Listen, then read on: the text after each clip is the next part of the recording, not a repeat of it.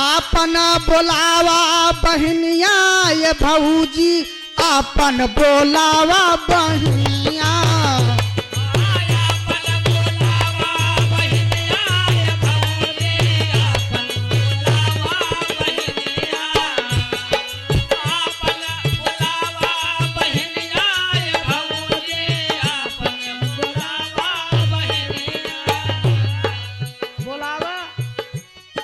देखा हमार तो से विनम्र निवेदन बा और ना बोलाऊ ना तो देखा हम तो से रिसियाई जा अरे हम अपने बहनी से खेलब सब अपने बहनी से खेला था अरे नहीं सुना अरे फालतू बात हम करता ही ना यही हो सुना आइल बा होली के भौजी त्योहारवा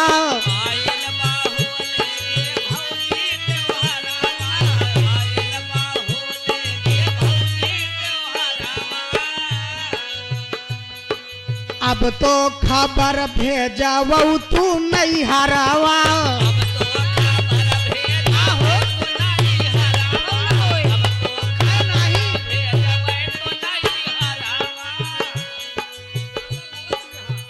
काहे के अरे बुलाई दे तू ना अरे वो है अरे रंग खेलवैया ही और का सुना सिर पे चढ़ला रंग पनिया अरे सिर पे चढ़ला रंग पनिया ये भौजी आपन बोलावा बहिनिया।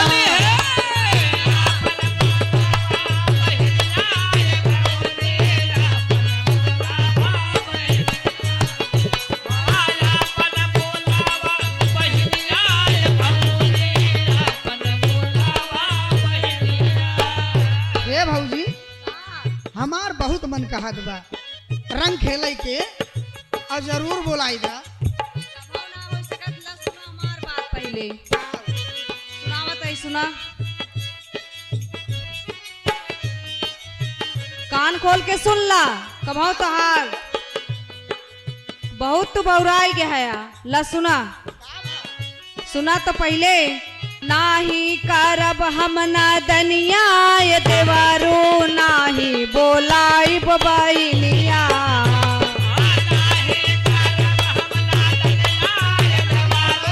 काहे बोलाई भाई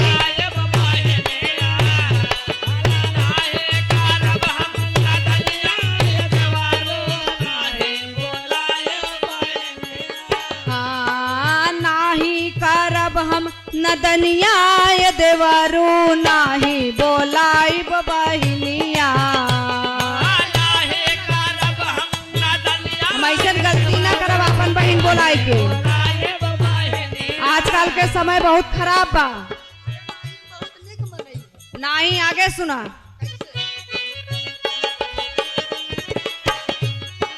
हमरे बहन पे गड़ौला नजरिया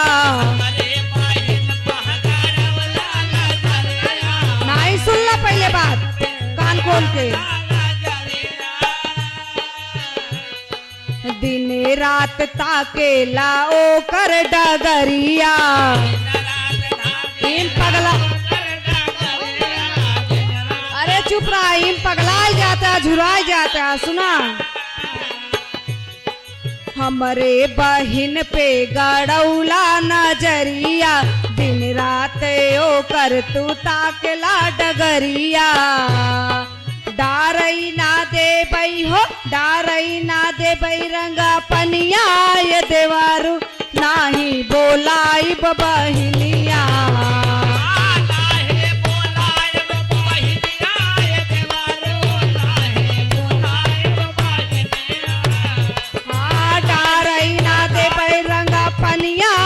देवारू नाही बोलाई बबहिनिया।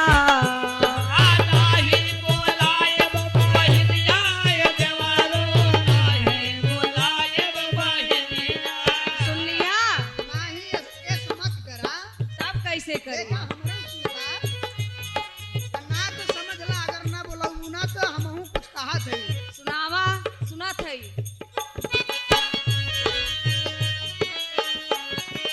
सढ़ुआइन आई ता घर हम आइब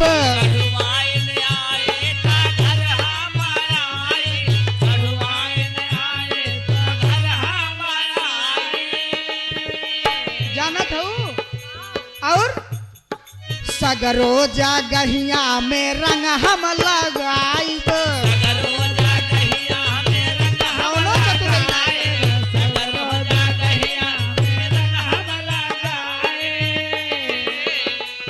सुनत हूँ हमारे में कौनो खोट नहीं बा बाबा सढ़ुआइन आई ता घर हम आइब सगरो जगहिया पे रंग हम लगाइब नहीं इस कौनो बात नहीं ना सढ़ुआइन आई ता घर हम आइब सगरो जगहिया हम रंगवा लगाइब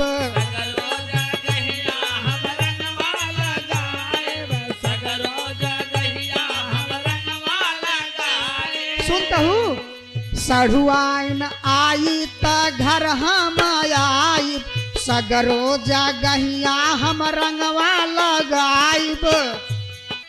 नाही करब हम नादनिया भौजी नाही करब हम नादनिया ये भौजी अपन बोलावा बहिनिया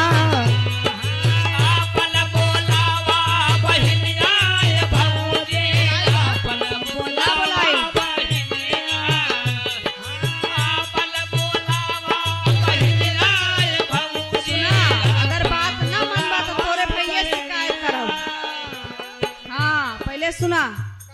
तोरे बात में फंसे वाली ना है हाँ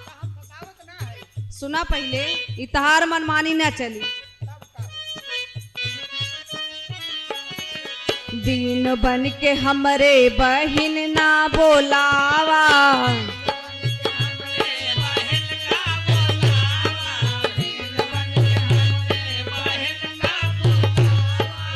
अपने जाल में ना हमके फसावा अपने जाल में ना हमके फसावा अपने जाल में ना हमके फसावा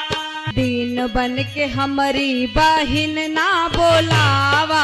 अपने जाल में ना हमके फसावा अरे बिगड़ई ना देव जिंदगनिया ये देवारू नाही बोलाई बहिनिया अरे नाहे बोलाए बहनिया ये देवारो नाहे बोलाए बहनिया हाँ नाही बोलाए बहनिया ये देवारो नाहे बोलाए बहनिया हाँ नाही करब हम नदनिया ये देवारू नाही बोलाई बहिनिया अरे नाही करब हम नदनिया ये देवारू नाही बोलाई बहिनिया सुन ल कान खोल के रब हम ना दलिया ये अगर ना बोलबू ना बोलाए बहनिया तो हम कहा था ही कसम से अगर ना बोलबू तो जान ला कि फिर हम जवन करब कि तोहू पछताबू तो सुना हम का करब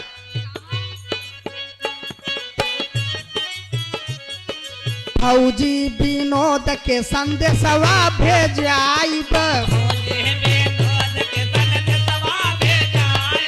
भोजे में नोद के संग सवा भेजाए भैया से भौजी के झगड़ा लगाइब भैया से भौजी के झगड़ा हमार बात न मनबू तो हम तो करबे भैया करब के भौजी हो झगड़ा लगाए फौजी विनोद के संदेशवा भेजाइब भैया से भौजी के झगड़ा लगाइब मिल जाई माटी जवनिया अरे मिल जाई माटी जवनिया ये भौजी अपन बोलावा बहिनिया अरे मिल जाई बहिनिया ये भौजी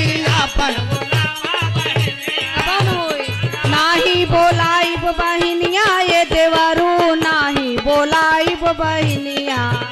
अरे आपन बोलावा बहनिया ये भौजी आपन बोलावा बहनिया। नाही करब हम नादनिया ये देवरू नाही बोलाइब बहिनिया। अरे आपन बोलावा बहनिया ये भौजी आपन बोलावा बहनिया। नाही करब हम नादनिया ये देवरू नाही बोलाइब बहिनिया।